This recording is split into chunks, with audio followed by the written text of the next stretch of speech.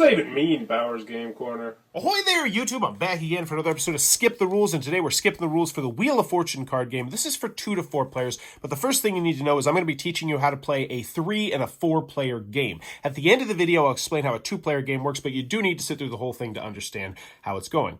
The next thing you need to know about this game, and it's crucial, is that you are going to need a host to play this game. This will be someone who is not actually playing the game, but wait a second, I'll teach you a nifty little house rule at the end of this video to make it so that you can have a host, so you can rotate being host and essentially make it so that everyone can play the game. Now, the host, what they're going to be doing is they're going to need a writing utensil and some paper, and they're going to be keeping track of the score, writing down the names of the player, and then also keeping track of this little hangman paper right here, which we'll explain a little bit more in a second. So the next thing you're going to want to do is separate the 2 decks of cards. These ones will have puzzles on the front and the back, and these ones will have Wheel of Fortune, and then a number on a tile, generally, on the back of these. Decide who's going to go first. I would recommend just drawing cards and seeing whoever gets the highest number, but you do it however you want to do it. In this example, Tim is going to go first. Now, on your turn, you normally are going to have 3 options. The first option is to buy a vowel, which we'll talk about a little bit more about later. The second option is to spin the wheel, aka flip over a card on this deck. And the third option is to solve the puzzle and end the round. So what you're going to do most of the time is you're going to spin the wheel. So that's a very unfortunate start right there. Tim has just lost his turn. And now it's going to be Meg's turn. So Meg now gets this deck of cards. And every single time you get this deck of cards, you are going to shuffle it up. And that's very important. Now, Meg's going to flip over a card, and she has gotten 2,500. That's spectacular. So now in typical Wheel of Fortune fashion, she is going to say a letter, a non-vowel, and hope that is on here. So she might lead off with, say, T.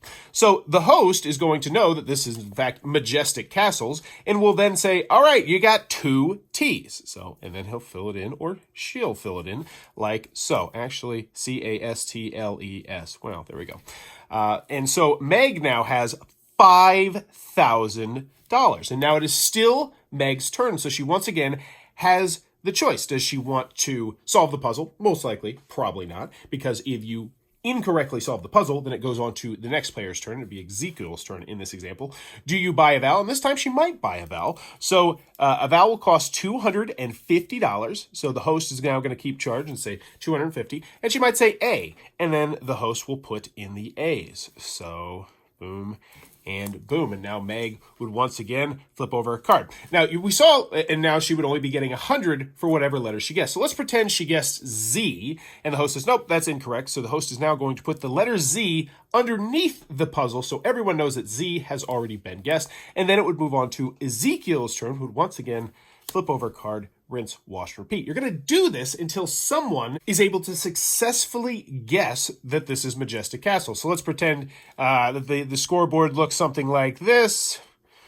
So Meg gets Majestic Castles. Tim doesn't get any points for this round. Ezekiel doesn't get any points for this round. Meg scores all the points and scores 4,750 points.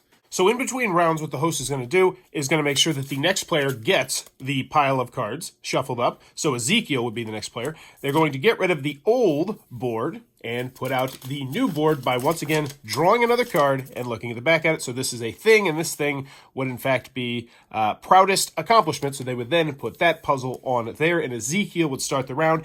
And what you're going to do is you're going to play over the course of 3 puzzles, and whoever has the most points at the end of 3 puzzles will be the winner of the game. But I do want to mention a couple sight rules that might come up. The first one is you have to solve the puzzle before you draw a card. So you can't say, oh, 400, you know what? I don't want to guess. I actually want to solve the puzzle. That is illegal. The next thing is there's also a bankrupt card in here. And if you get that bankrupt card, then not only do you lose your turn, but you also lose the amount of points you've been earning for this turn. So let's say that this came up for Meg later and she had 600 points this round. She doesn't lose her 4,750. She just loses her 600 points, and then it would move on to Ezekiel's turn, who would get this deck of cards. Last, we'll talk about the 2-player variant and the house rule that makes it so that no one has to be a host and miss the game.